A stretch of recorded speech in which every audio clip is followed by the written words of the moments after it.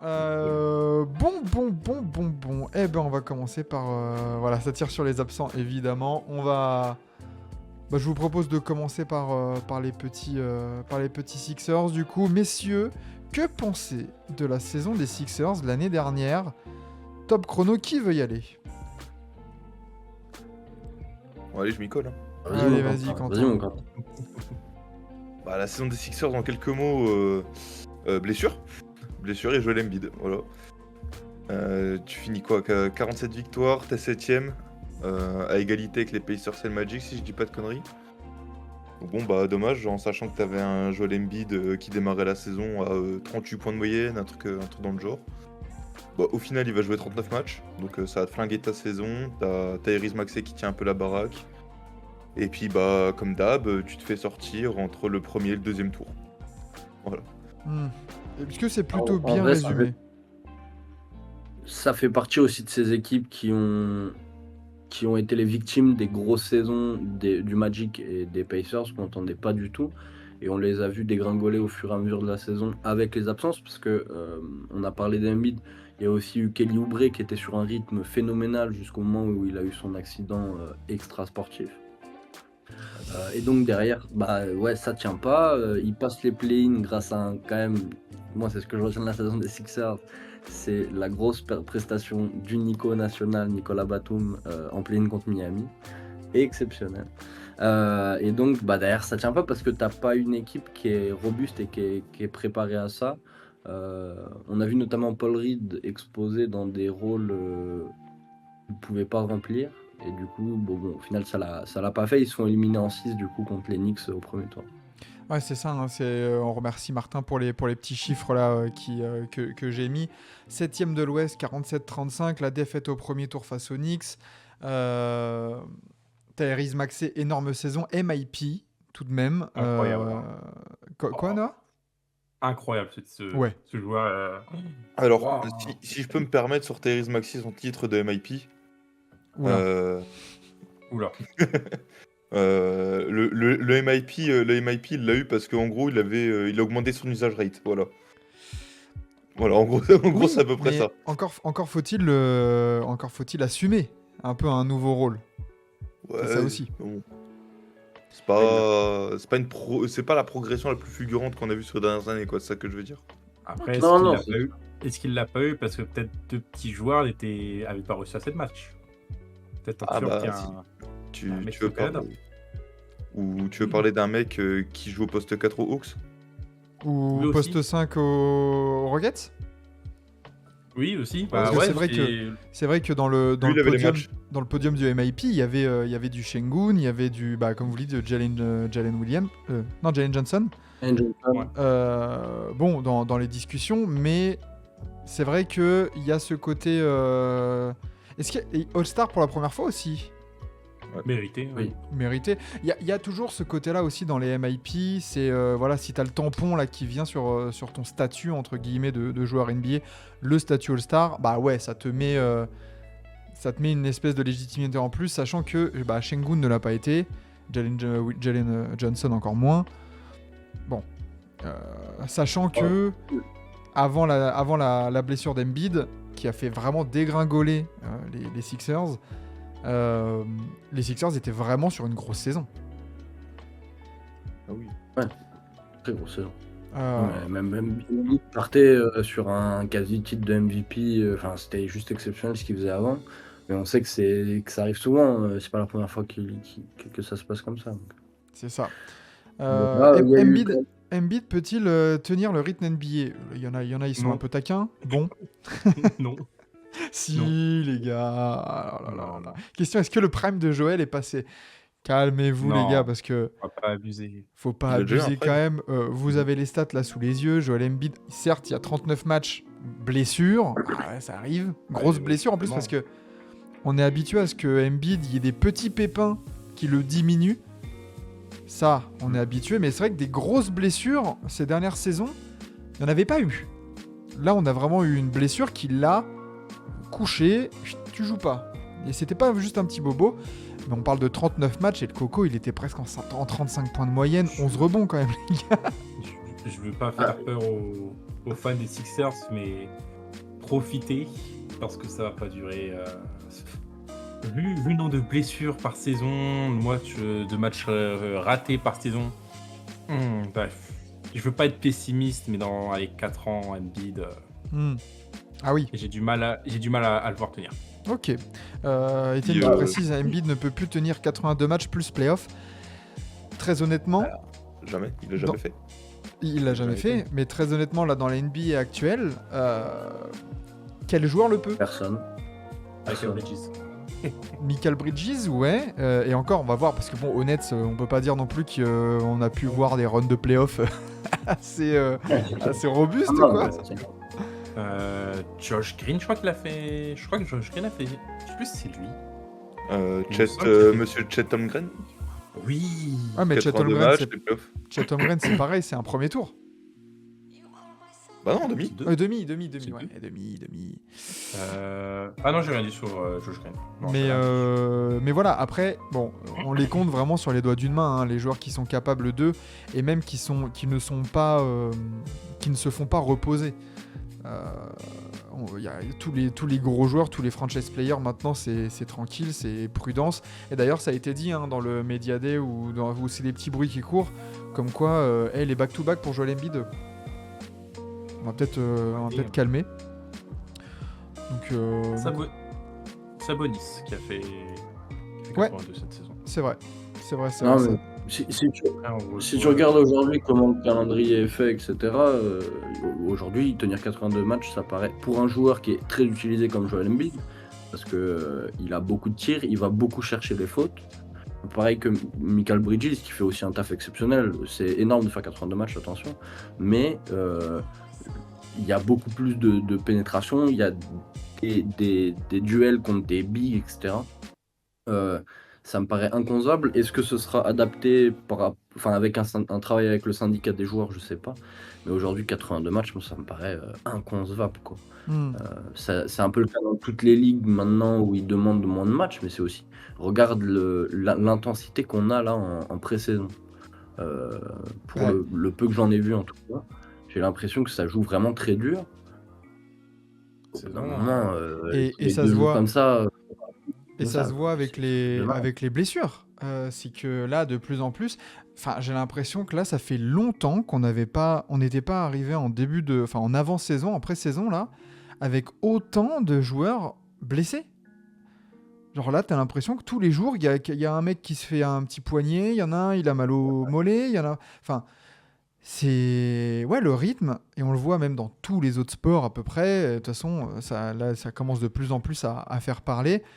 Mais il y a peut-être, ouais, on en avait déjà parlé, il me semble, l'année dernière, la saison dernière, sur le côté, est-ce qu'il n'y a pas une réforme à faire de ce calendrier? Est-ce qu'il ne faut pas passer à 2 matchs contre les adversaires de conférences différentes et 3 matchs maximum contre les adversaires de ta conférence? Déjà, est-ce que tu peux pas réduire déjà d'une dizaine de matchs? Ça pourrait être pas mal. Ou juste enlever les back-to-back, ça peut être pas mal aussi. Pourquoi pas? Oui, c'est Ouais. ça. Donc à voir. Ou alors, allonger, commencer un peu plus tôt la saison. Est-ce que tu peux pas commencer début octobre? Et du coup, peut-être étaler un peu plus et ne pas, comme tu dis, Quentin, ne plus avoir de back-to-back. Ou alors, les mecs qui jouent 3 matchs en une semaine, là, plus des déplacements. Stop, tu vois. Peut-être avoir un tu peu... vois, Ça fait quand même très long, hein. Mais même d'un côté, pour le côté viewer ou suiveur de la NBA, au bout d'un moment, pendant la saison, t'en as juste marre. Ouais, c'est indigeste, quoi. T'as toujours une partie avant les matchs un peu coup près pour les playoffs où Bah, février, mars, quoi. Oh, surtout, là, on dérive un peu du côté de la preview Sixers, mais c'est vrai que c'est quelque chose, c'est une parenthèse, c'est vrai, qui est importante, parce que c'est vrai que pour ces Sixers, le côté blessure, ça a joué dans la saison, notamment quand ton franchise player, il est aussi fragile, entre guillemets, qu'avec Joel Embiid. Mais même si Sportuel Travel dit voilà, le format de 82 matchs existe depuis l'âge de pierre, mais ça n'empêche pas une réforme possible. Les règles ont toujours changé dans le sport en général, Mais c'est vrai que vous parliez d'usure mentale. Bah, c'est vrai qu'aussi, pareil, quand tu as 8 matchs par soir, et le lendemain, tu en as 9, et genre, ça devient impossible aussi de tenir en mode, bah, on peut pas avoir les yeux partout, quoi. Donc, c'est vrai que ça serait bien d'avoir moins de matchs par soir et moins de matchs tout court. Mais tu vois, là, quand je parlais des back-to-back, alors, sur la saison 2023-2024, juste en 2023, les Sixers, ils ont fait 5 back-to-back sur la saison. Tu vois, dont, bah, en fait, leur premier back-to-back, c'était leur deuxième et troisième match. Ouais. Voilà, donc direct, tu commences la saison, tu fais un back-to-back. T'en as eu un 2 semaines après. Après le deuxième, bah, en fait, la semaine d'après, t'avais encore un back-to-back. Enfin, c'est vraiment de genre toutes les 2 semaines, il y a un back-to-back. Donc, forcément, bah, si t'as des joueurs comme Embiid, là, ce qu'on disait, bah, forcément, il va se péter au bout d'un moment. Parce que si tu fais enchaîner 4 matchs dans la semaine, en sachant que le mec, il a déjà des antécédents au niveau des Bah oui. blessures, bah, forcément. Mm. Bon, et puis, il y a juste à regarder aussi, on en parlera tout à l'heure, mais ce côté calendrier et usure physique, elle va grave s'appliquer aux New York Knicks. Parce qu'on va en parler tout à l'heure, mais rappelez-vous comment ils ont fini, les Knicks. Ils étaient cramés. Ils étaient au bout du rouleau. merde. Donc, Merci Thibodeau, quoi. voilà, aussi. Classique. Voilà, il y a plusieurs facteurs de toute façon qui viennent à chaque Ouais. fois. Malheureusement pour Embiid, il a chopé Nick Nurse en coach. Hein. Ok, tacticien incroyable, mais l'homme est atroce. Hein. C'est ce qui est ressorti pas mal de fois contre Toronto. Après, c'est des rumeurs, on fait ce qu'on... Voilà. Mais surtout, on voit très bien que Nick Nurse n'aime pas les remplaçants. Il aime que son 5 de départ, et puis voilà. Hmm. Donc, dommage Embiid, mais sur ce coup-là, Nick Nurse, mauvais pour le joueur, quoi. Ouais. Bah justement, tu tends une petite perche parce qu'en termes de 5 majeurs et tout ça, on en parlait beaucoup la saison dernière quand on abordait le sujet des Sixers. C'est que les Sixers, à part Joel Embiid et Tyrese Maxey qu'il fallait prolonger, et ils l'ont fait, on va le voir, ils avaient énormément d'argent à distribuer.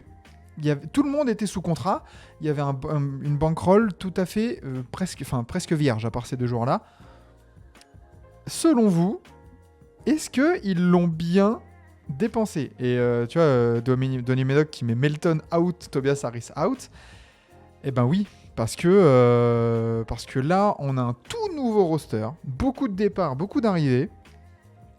Ce qui nous donnerait un 5 majeur, Tyrese Maxey, Kelly Oubre Jr., Paul George, Caleb Martin et Joel Embiid, avec des petites arrivées comme Andre Drummond, Eric Gordon, Reggie Jackson, Gershon, qui revient en NBA après sa très bonne saison Euroleague et ses énormes Jeux Olympiques. Messieurs, qu'est-ce que vous en pensez de ce roster des Sixers? Meilleur sans doute, même si le départ d'Anthony Melton, tu vas le payer assez cher, je pense. Bon, je trouve, et surtout de Nicolas Batum, même si tu récupères Yabusele en termes de défense. Mais je sens que sur les lignes arrière, la perte de Melton, c'est quelque chose qu'on peut vite voir. Et c'est pas Eric Gordon qui va combler ce manque. Ok, Donny Ouais, Medoc. comme dit, c'est ce qui swing, quoi. Ouais, Il faut voilà. faire. Et Kelly Oubre qui doit jouer Six-Man. Alors, c'est vrai qu'après, de toute façon, les depth charts comme ça module. Voilà. Est-ce que si Kelly Oubre doit sortir du banc, est-ce que vraiment... Donc ça veut dire quoi? Tyrese Maxey en 2 et Kyle Lowry titulaire en Big 2024 au poste 1 là? Bah, j'ai du mal à Kyle voir Lowry, ça. peut-être. Non, Gordon, peut-être. Eric Gordon. Je préfère Kyle Lowry, tu vois, parce qu'au Chiant. moins, au moins il y a un bout de défense. Tu sais qu'il peut shooter s'il est ouvert. Et côté distribution, ça enlève une charge à Tyrese Maxey. Ouais, voilà. Ouais, je sais pas. Mais moi, je suis plutôt d'avis. Alors après, il y a l'arrivée du petit Jared McCain qui a l'air d'impressionner pendant le training camp, qui a l'air de jouer selon les derniers rapports d'ici ou là, qui joue avec confiance, qui s'intègre bien au groupe et qui a l'air d'être super bon. On va voir après, c'est que de la pré-saison, hein. Mais après, comme le dit Étienne, tu peux tourner sur le... En fait, moi, ce que je pense là-dessus sur ce roster, c'est que c'est peut-être le roster le plus équilibré qu'a eu Joel Embiid autour de lui. Ah, il y a eu 2018-2019. Ouais. Avec Butler et Harris en même temps, là? Ouais. Simons en 1 et. C'est pas JJ Redick en 2? Il me semble. Ouais. Il me semble, oui, ça doit être JJ Redick. Mais c'est vrai que ces dernières... Depuis... Bah, ça fait du coup 6 ans, quoi. Ouais. Ça fait Ouais, 6 déjà. saisons. Non, c'est sûr. Non. Mais après, il y a quelques petites interrogations. Au poste de pivot, bon, t'as Drummond qui va jouer 50 matchs comme ça mettait sur le chat. Moi, c'est plutôt le poste 3 qui me semble assez léger parce que certes, t'as Paul George qui peut jouer aussi en 2 au cas où, qui peut décaler, mais dans ce cas-là, bah, tu mets qui en 3? Ouais, Tu mets peux qui? mettre. Oubré. Ou t'as Oubré. Ou Martin. Ouais, Martin. Et t'as Gershon en Gershon. 4? Bah, Gershon Ouais. même, il peut dépanner sur les deux, je pense, tu vois. Ça m'étonnerait pas qu'on voit des line-up avec Gershon en 3. Même si je pense qu'il sera beaucoup plus efficace sur le poste 4, on va pas se mentir. Mais voilà, l'avantage là, c'est que tu peux décaler des mecs. Oubré, Paul George et Gershon, pour moi, c'est les trois que tu peux décaler le plus facilement. Sur les postes, du coup, 2, 3, 4. Parce que même Paul George, tu peux le décaler un peu en 4 sur des line-up. Il l'avait déjà fait à l'époque aux Pacers. Donc ouais, ça te fait 3 forwards. Les 3, ça te fait 3 forwards. Les 3 défendent. Paul George il défend bien. Kelly Oubre il peut se donner aussi, on l'a vu bien défendre. Gershon c'est pas trop mal. Les 3 ils peuvent shooter de loin, les 3 ils sont assez polyvalents. Donc en vrai, moi je trouve que ça va sur ce poste 3. Ouais, ça met voilà, le poste, surtout au poste 1 qu'on a du mal. Le poste 4 aussi, bah, du coup, qui est visé un peu. Après, comme tu le dis, Quentin, ce qui est bien pour Nick Nurse, et je crois qu'il aime bien avoir ce genre de groupe. J'ai vu passer Mike dans le chat, peut-être qu'il pourra contredire ou confirmer, c'est qu'il a du matos pour bricoler. Là, Nick Nurse, il doit se dire, ah, c'est bien, j'ai de quoi bricoler, j'ai pas forcément des joueurs et des postes précis vraiment fixés, je peux m'amuser un peu, je peux modeler mon équipe. À voir. Moi, je partirais sur le 5 majeur là, avec du coup un Kyle Lowry en sortie de banc, vraiment en meneur de seconde unité, parce que je pense. Est-ce que Kyle Lowry il peut rester est-ce qu'il peut jouer 25 minutes là en NBA, 25 minutes en tant que titulaire et peut-être pas finir les matchs, mais est-ce qu'il peut vraiment tenir ce rythme là en NBA l'année prochaine? Ah, s'il vous plaît, non.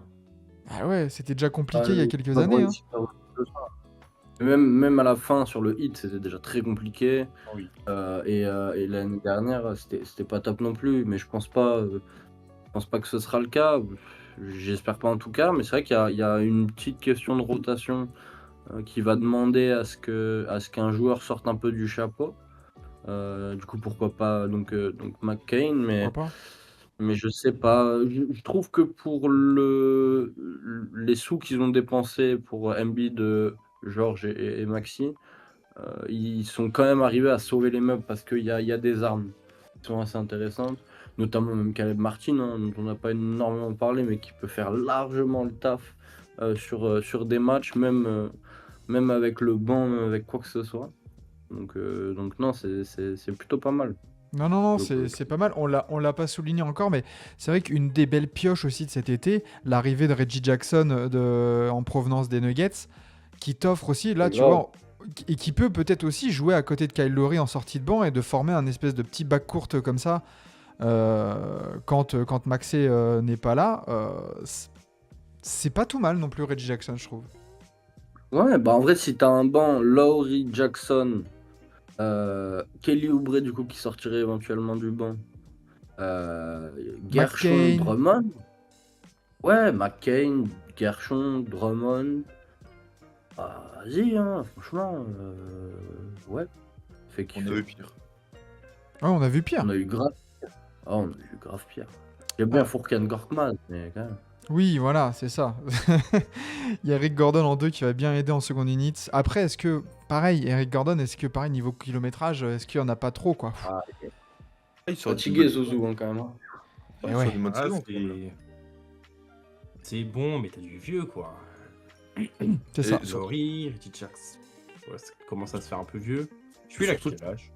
Surtout, tu regardes Gordon. Eric Gordon l'année dernière. Bah, il a fait une bonne saison en étant plus utilisé que ce qu'il aurait dû avec les blessures de Booker, de Bill.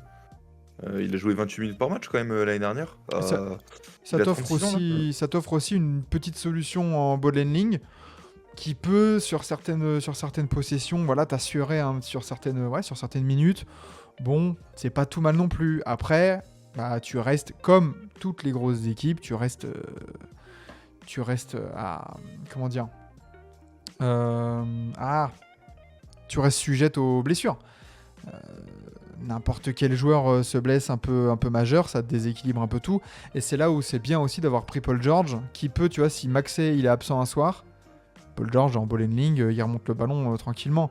Embiid, s'il est pas là un soir, bah côté Sixers, tu peux compter au cas où sur un duo Maxey-Paul George pour assurer le scoring principal. Et t'as Drummond qui est une des solutions. Bah, genre là, tu passes de Drummond à Paul Reed, enfin de Paul Reed à Drummond. Ah, c'est clair, non, c'est autre chose. C'est Voilà. autre chose. Le Rosé Ramirez qui nous met là, Maxey peut-il franchir un cap et devenir un mec du niveau de Luka et Edwards? Qu'est-ce Non. que vous voyez pour Tyrese Maxey là, entouré de Joel Embiid et Paul George? À quelle saison on doit s'attendre de Tyrese Maxey? Bah, celle d'il y a. Quand il y avait James Harden. Voilà. Ça va Ouais. redescendre. Ah, je suis pas sûr, moi. Ah, je pense que Je ça vois va bien quand descendre. même Paul George Paul comme le George, il va troisième. dévoiler des ballons. Hein. Il va être comment au niveau ballon, je pense, que Paul George. Hein. Non, c'est sûr, mais j'espère qu'il pourra se mettre un peu en retrait, parce que si Maxey il ressort une saison comme celle de l'année dernière avec tu vois, 22-23 points et Il était à 8 25. passes, bah, c'est gourmand, c'est parfait. Etienne, il Il a doute su, un peu sur Maxey. Hein. Moi, j'ai toujours été admiré par la capacité d'admiration de Maxey, parce qu'au début, il était présenté comme un espèce de power. Bah, il était présenté shooting guard. comme un un pétard. Hein. Ouais, voilà. Après, il a beaucoup bossé, il s'est beaucoup appliqué sur ses passes pour pouvoir dépanner pardon, au poste de meneur. Après, il est allé finir. Non, non, non. Je pense qu'il pourra s'adapter et qu'il le fera. Et j'espère qu'il fera une saison tout à fait favorable. Je pense qu'il battra, j'espère en tout cas, sa moyenne de passes qui est du coup 6 l'année dernière. Mhm. Il pourrait aller gratter dans les 8-9, tu vois. Ça Ah serait oui. vachement Ah ouais, cool quand avec même, 9. les deux arcs à côté. D'accord, ok. Ouais. Après, tu vois, il faut du soutien pour Maxey. Je suis pas sûr que Maxey ait l'étoffe d'un franchise. Je pense que lui-même n'a pas cette prétention. Je pense que oui, on est d'accord. Hein, Tyrese Maxey n'est pas un franchise player. Par contre, je pense que ça peut être un très très très très bon lieutenant justement qui va pouvoir s'intégrer parfaitement, je pense, dans cette rotation à côté de Paul George et Embiid. Il y a une blessure d'Embiid de le savoir, je pense en tout cas. Ouais. Ouais. Que 24 Parce ans, hein, que- Maxey, hein, évidemment, comme le dit Ah ouais, Tony ouais. Medoc. Non, mais Je vois. tu vois, s'il y a une blessure d'Embiid comme l'année dernière et que il arrive à tenir la baraque avec un lieutenant de qualité comme Paul George, en se mettant en avant, là, il va rentrer dans des discussions assez intéressantes. Si c'est comme l'année dernière où ça s'écroule un peu dès qu'Embiid n'est plus là, bon, c'est ok. Tyrese Maxey, quasiment 26 points la saison dernière. Ouais. Est-ce qu'il doit vraiment faire mieux en vrai, Ouais. là, avec cet effectif-là qu'on a vu, Tyrese Maxey en 26 points, quasiment 4 rebonds et 6 passes. Après, comme tu dis, Sam, s'il augmente un peu, ne serait-ce qu'il passe à 7 déjà. Oh. Est-ce que... Ouais, je pense que c'est suffisant. Attends, combien de points? Combien de points déjà? La saison dernière, il a 25,9. Ouais, allez, vas-y, une petite saison en 24, nombre de rebonds qu'il a fait cette saison, et allez, un peu plus de 7 passes. Ce sera nickel. Ouais. Même si, en fait, le souci, c'est que tu perds Maxey plutôt. Qui monte la balle à part Paul George? Dans cette Bah, équipe. t'as du... Kyle Lowry, ça peut, mais bon, ça joue 20 minutes par match, et encore. Kyle Lowry, Kelly Oubre par moment, Eric Gordon. En fait, c'est ça, c'était Reggie Jackson. Boianiemeda, je crois qu'il avait dit, il me Ouais. semble. Manque un second ball handler, hein. C'est ce qui manque, hein. Attention à ça par rapport aux Sixers. Ouais. Et même poste 4 assez faible, hein. L'année Avec dernière, Martz. l'année dernière, les comparaisons étaient avec Garland pour Maxey. Attention, Tyrese Maxey est un très bon joueur. Est-ce qu'il peut avoir la trajectoire d'un Bronson, comme on le dit là sur le chat? On verra. Non. Laissons le temps faire aussi, mais pour l'instant, c'est vrai que Tyrese Maxey a une sacrée carte à jouer. Avec Paul George à côté, en plus, au niveau mentorat, je pense que ça peut pas lui faire de mal. Ah, c'est mieux que Joel Embiid déjà. C'est Ça, mieux que Tobias Harris. Voilà. Bon. Paul George, on est sur un bon gros choker aussi quand même. Hein. Faut oublier ça. Ah, C'est un mec qui là, il y s'est a un duo de choker, hein. bien chié dessus, notamment just année. Hmm. Après, je pense à 2020, forcément. Même si avant, quand il était aux Pacers, tu pouvais compter sur lui, bon voilà, ça fait 10 ans qu'on l'a pas vu. Donc moi j'ai un peu peur de ça en fait avec les Sixers. Tu te dis bon bah Embiid, dès que t'arrives au deuxième tour c'est caca culotte. Paul George, tu sais pas à quel moment ça va être, mais il va y avoir un caca culotte. Voilà, faudrait pas que Tyrese Maxey il s'inspire beaucoup d'eux sur ça. Eh ben, Parce que là, Ouais, Noah. Embiid, faut rappeler les matchs éliminatoires, hein. Comment c'est mauvais, hein. Ah bah, on en a Là, commenté une paire hein, sur TBA. Hein, Bon, donc crois-moi que... on va pas compter celle de l'année dernière, parce qu'en soi, elle était pas si mauvaise que ça. Bon, après, il était à moitié blessé.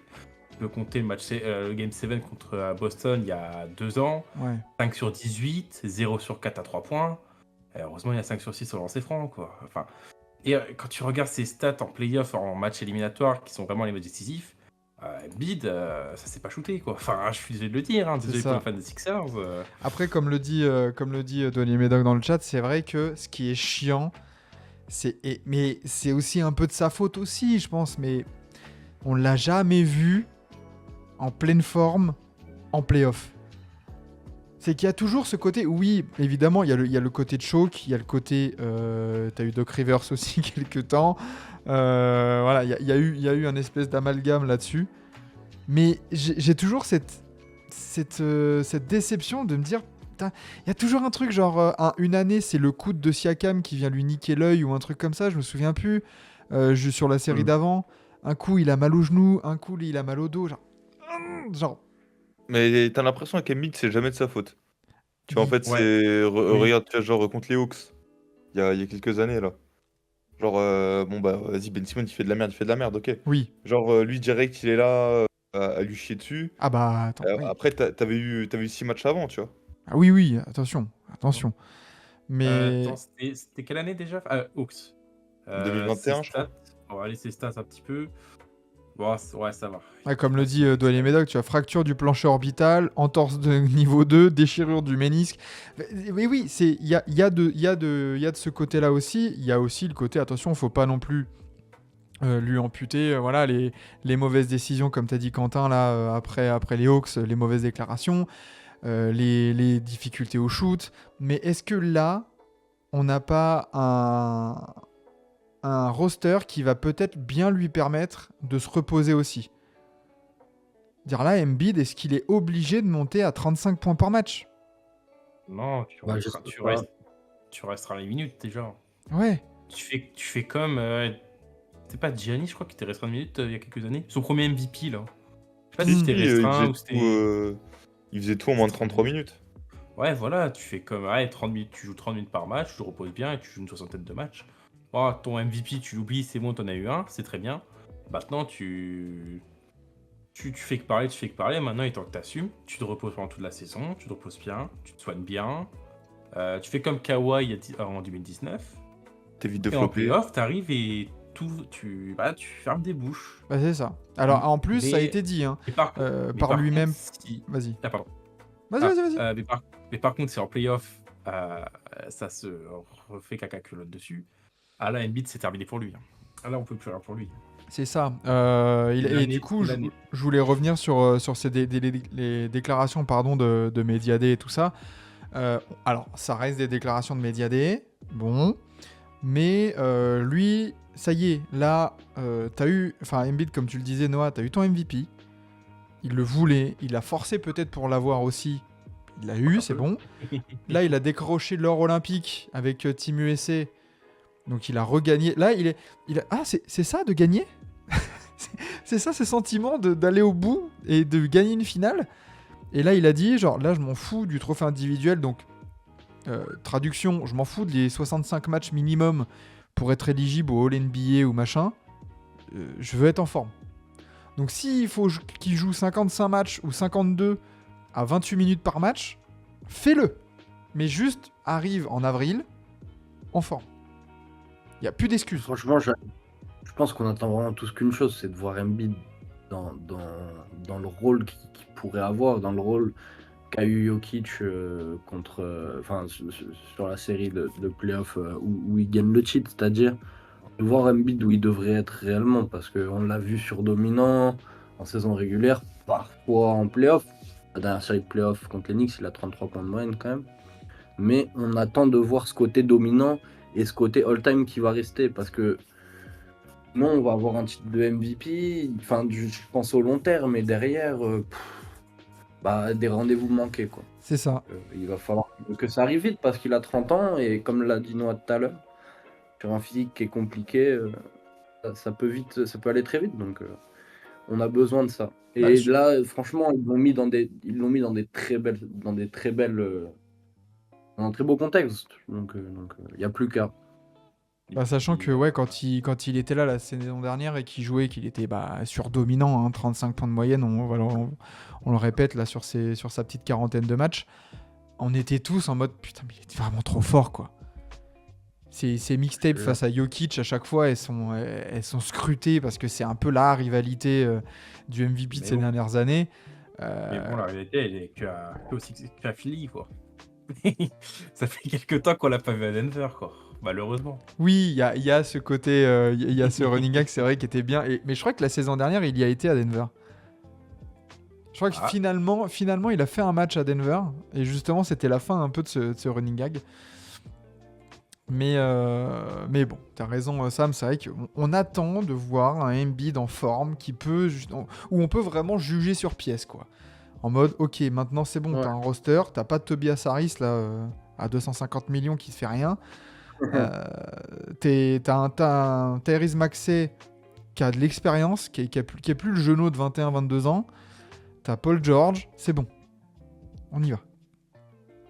C'est parti. Voilà. Est-ce qu'on est parti justement sur les premières minutes pronostics focus pour ces Sixers? Mais allons-y. Allez, hein. Eh ben Noah, c'est à toi. Alors, même si beaucoup de soucis avec Monsieur Embiid pour plein de raisons que je vais pas énumérer parce qu'on n'est pas là pour ça, je vais mettre une belle troisième place pour les Sixers. Je pense que Paul George peut faire du bien en saison régulière, bien évidemment. Lui aussi, il faudra bien restreindre les minutes et le nombre de matchs. Maxi, c'est ton moment. Tu peux exploser. Exploser ta façon de jouer peut-être. Même s'il y a une interrogation sur poste 4, à voir ce que ça peut donner. Puis voilà. Même si, et également, Nick Nurse, est-ce que c'est bon coach pour Embiid? Avec sa mentalité de que les titulaires, voilà, faire jouer 40 minutes. Je me souviens à Toronto, c'était 40 minutes, les titulaires. Est-ce que c'est le bon coach? Surtout avec comment est Embiid? À voir. Ok. Bon. Messieurs, peut-être un avis sur ça, le temps que je set up là, les petites les cams là-dessus sur l'avis de Mister Noah. Moi, je suis plutôt plus ou moins pareil, c'est-à-dire que je pense que ça va assurer, mais j'ai du mal à les voir.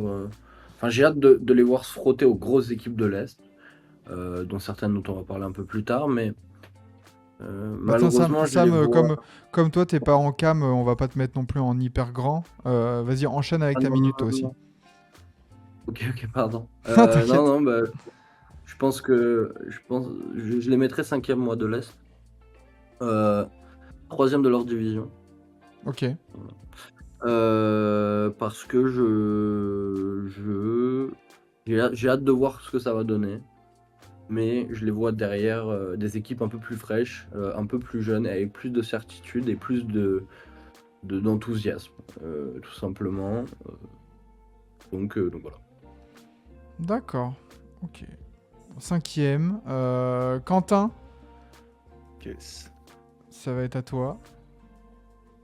On t'écoute. Alors, on va être clair, net et efficace. Hein. Comme Noah, moi je les mets 3e. 52-30 en bilan. Ok. Voilà, là t'avais fini 7e, on avait dit, à égalité avec les 6e et les 5e. Une victoire derrière du coup les Cavs qui étaient 4e. Et 3 défaites de plus que les Bucks 3e. Donc t'étais vraiment pas loin en sachant que Embiid avait joué que 39 matchs. Là, on en a parlé cette année, tu vas pouvoir reposer Embiid, mais continuer d'être très compétitif parce que tu as rajouté Paul George. Donc je pense qu'ils vont faire une meilleure saison que l'année dernière. Et se classer tranquillement dans le top 30, dans le top 30, wow, dans le top 3. Hein, tu vas pas forcément aller chercher la première place parce que ça va être un peu compliqué. On en reparlera après, je pense. Mais voilà, tu t'installes dans le top 3, t'es tranquille. T'auras l'avantage du terrain, t'auras le temps de reposer un peu Embiid et Paul George parce que on en a pas beaucoup parlé, mais Paul George, les blessures ces dernières années, il y en a pas mal aussi. Donc voilà, tu pourras alterner un peu, tu pourras les reposer, et puis en fait, il faut arriver en playoff en forme et avec si possible une très bonne alchimie entre ton trio. Ok. Donc, moi, je vais être sur de la 5e place aussi. Parce que, comme le dit Douanier Ménoc dans le chat, la Bucks et Cavs, j'ai pas autant de certitude que les Sixers, mais moi, je pense que les Sixers, justement, vont lâcher des wins par rapport aux autres équipes comme les Celtics, les Knicks, voilà, ces équipes-là, en faisant justement reposer Embiid ou Paul George pour se dire, c'est pas grave si on est 5e, si on est en forme en playoff justement mi-avril là, on s'en fout au pire. Selon moi mon classement, les Cavs je les ai en 4e. Donc au cas où les Sixers reposés, tu dois vouloir tabasser ces Cavs là. Voilà déjà. Et ensuite autant reculer un peu mais pour aborder beaucoup mieux en bonne santé les playoffs. Donc c'est pour ça je pense qu'ils vont arriver 5e et laisser un peu les jeunes équipes montantes de l'Est là continuer à engranger les victoires et allez-y, prenez 2, 3e place. Nous on va se gérer niveau santé. Et Voilà. les Nets.